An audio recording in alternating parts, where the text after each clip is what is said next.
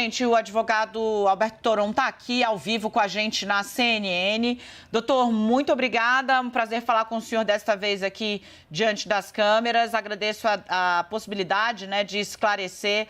A gente percebe pela nota que foi liberada pela defesa que o tom, ele é um tom de confiança, né? E de que a Procuradoria vai encontrar as provas de que Ibanez não colaborou com os atos. Mas há aí uma série de reclamações já, tanto pela operação abarcar o ex-escritório dele de advocacia, de que seria talvez desnecessário. Eu queria entender como que ele, Ibanez, está encarando esse movimento e, claro, né, qual é o rumo que o senhor acredita que vai ter essa investigação após a busca e apreensão pedida pela PGR. De novo, muito boa tarde, bem-vindo ao 360.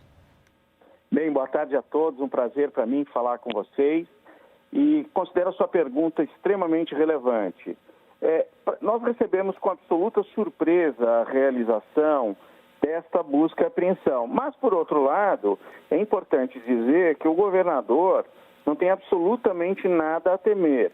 A realização de busca e apreensão é uma diligência, como nós chamamos tecnicamente, probatória, ou seja, ela busca descobrir provas. E foram realizadas diligências na casa dele, no antigo gabinete dele de governador e no antigo escritório dele.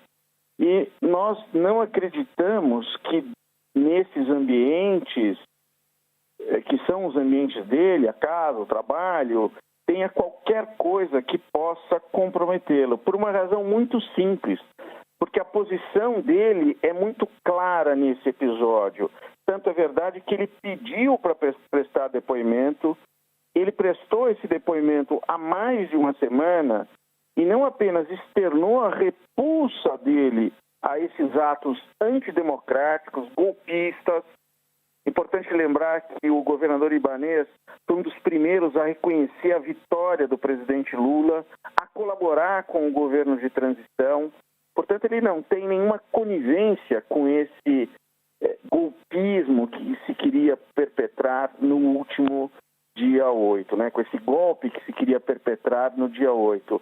Por isso nós estamos, como você já disse, muito confiantes com relação ao fato de que as provas que existem beneficiam o governador Ibanez para demonstrar a falta de conivência com esses atos repulsivos praticados no último dia 8. Thaís Arbex fala agora com Alberto Toron, esse é o advogado de Ibanez Rocha, ele não tem qualquer conivência com golpismo, é o que diz. Thaís, com você. Boa tarde, doutor. Obrigada por ter atendido a nossa solicitação. Doutor, acho que é importante a gente dizer se essa operação já acabou, se o senhor tem informações de como foi o resultado desses mandados, qual foi o objetivo desse mandado, o que eles levaram, o que a Polícia Federal levou e como que o senhor entende que vai caminhar essa investigação de agora em diante. Thaís, eu não tenho informação precisa de se a diligência já terminou. A informação que sim eu tenho é que tudo transcorreu dentro da mais absoluta normalidade, com tranquilidade, não houve qualquer oposição à realização das buscas, ao contrário, houve plena colaboração e nós não temos ainda o auto de arrecadação para saber o que interessou, quer dizer, numa casa, você vai na sua casa, vai na minha ou vai na do governador, tem desde panela a livros, documentos, obviamente, a gente não sabe o que interessou às autoridades policiais e o que foi arrecadado. Eu só poderia responder essa sua pergunta após nós recebermos o termo de arrecadação da busca e apreensão. Eu não tenho esse documento ainda e, portanto, não tenho condições de informar o que foi arrecadado.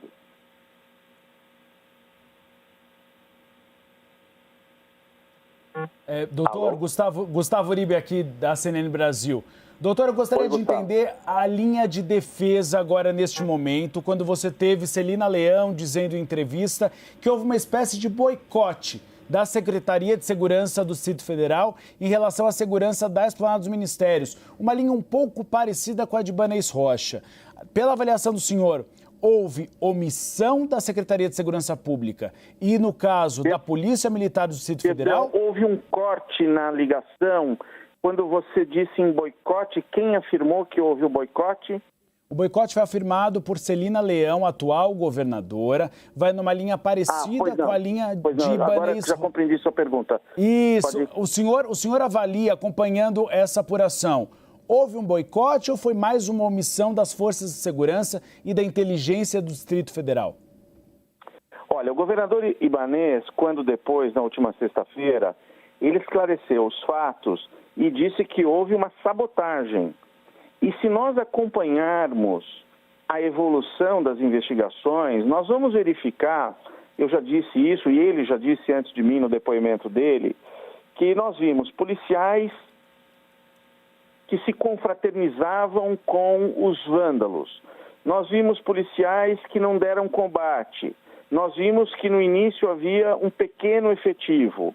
Nós vimos mais, que o batalhão de guardas presidencial, que é formado por tropas do Exército, não estava lá. O próprio presidente Lula, em entrevista, disse que acredita que abriram a porta por dentro, porque não havia sinais de arrombamento no Palácio do Planalto. Então, há um conjunto de circunstâncias, aliás, eu observei isso num artigo que eu publiquei na Folha de São Paulo, e também o jornalista Hélio Gaspari fez menção a isso, essa omissão desse batalhão de guardas, e agora, mais recentemente, vem a lume o fato de que um coronel do Exército confessa que havia elementos do Exército entre os manifestantes.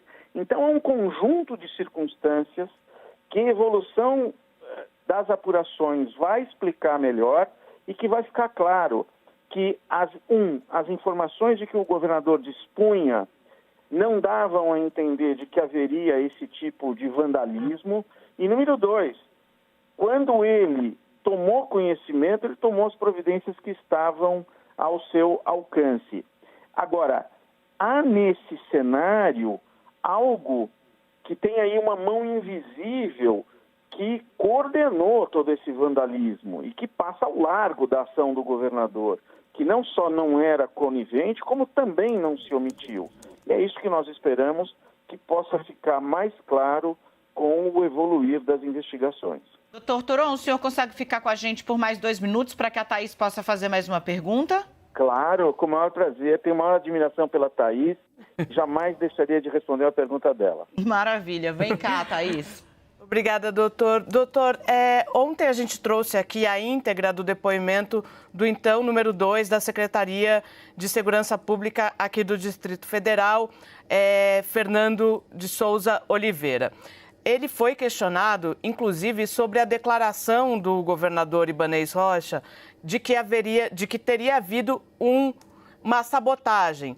E o que ele diz? Ele diz entender que houve, sim, um erro da Polícia Militar. A gente tem dito aqui que me parece esses 2 depoimentos bastante convergentes, tanto do governador Ibanez Rocha quanto o do então secretário, número 2, do secretário de Segurança Pública do Distrito Federal, Anderson Torres.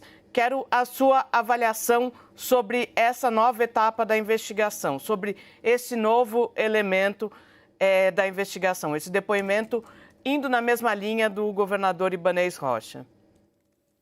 Olha, eu vejo que, a partir das suas declarações, das suas afirmações, que esse doutor Fernando fala em erro. O governador falou em sabotagem. Erro ou sabotagem por parte da Polícia Militar é algo que vai ter que ser esclarecido. Eu vejo com muita preocupação tudo o que houve. Eu não sei, eu não tenho como avaliar a correção do depoimento desse doutor Fernando, que era o número 2 da Secretaria e era quem estava à testa das operações no dia. Eu observo essa convergência, mas espero que a Polícia Federal, no âmbito das suas atribuições, juntamente com o Ministério Público Federal, possa aprofundar essas investigações e chegar aos culpados pela ocorrência nefasta do último dia 8. É isso que eu posso te responder por agora. Doutor Alberto Toron, muitíssimo obrigada pela participação, pela dedicação de tempo aqui ao 360, nesse dia importante para o cliente do senhor. Para fechar, o senhor acha que isso muda a perspectiva de pedir a volta de Ibanez ao governo do Distrito Federal após o fim da intervenção na segurança pública, doutor? Ou o senhor acha que isso apenas reforça a tranquilidade para devolvê-la ao cargo? Eu conversei com meu colega Kleber Lopes, que acompanha e patrocina esse caso comigo, e nós chegamos à conclusão que essa diligência de busca e apreensão só favorecerá o governador Ibanez, e nós acreditamos que com o fim da intervenção federal, quando o próprio governo federal disser que as condições da Secretaria de Segurança Pública estiverem ordenadas, saneadas, e que, portanto, o governo possa continuar, nós acreditamos que se torne possível pedir a volta do governador Ibanez. Lembrando que o governador não cuida apenas de segurança pública, cuida de saúde, educação, cultura, saneamento básico, e que o governo dele foi amplamente aprovado pelos cidadãos do Distrito Federal, que o elegeram em primeiro turno com praticamente 70% dos votos. Isso não pode ser ignorado. Gente, esse é Alberto Toron. Obrigada, doutora. A gente está à disposição e acompanha, claro, com os olhos atentos que a situação merece, a evolução dessas investigações, assim como o senhor. Até a próxima. Sem dúvida, muito obrigado e até a próxima.